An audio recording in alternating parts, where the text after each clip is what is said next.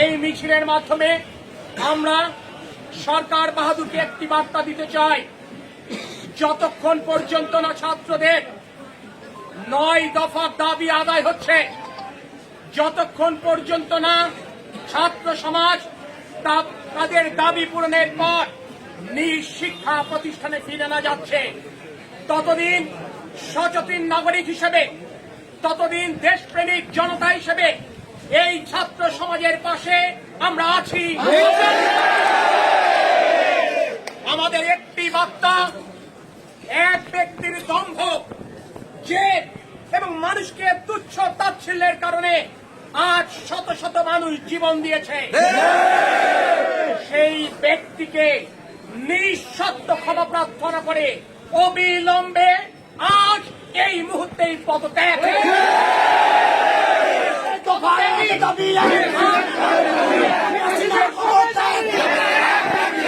সেই সমস্যার সমাধান সূত্র আজকে এই প্রতিকূল আবহাওয়াকে উপেক্ষা করে যারা এই কর্মসূচি সফল করেছেন, আমি তাদেরকে ব্যক্তিগতভাবে এবং সচেতন নাগরিক সমাজের পক্ষ থেকে আপনাদেরকেও ধন্যবাদ জানাই, আপনাদেরকে অভিনন্দন জানাই, আপনাদেরকে কৃতজ্ঞতা জানাই। এই কর্মসূচির মাধ্যমে নতুন করে শপথ নেব, আমাদের একটি সন্তান, আমাদের একটি ভাইয়ের গায়ে যদি একটি ফুলের টোকা পড়ে, আমরা যে কোনো মূল্যে তার প্রতিশোধ নেব। আমাদের সহায় হন। আল্লাহ হাফেজ। বাংলাদেশ জিন্দাবাদ।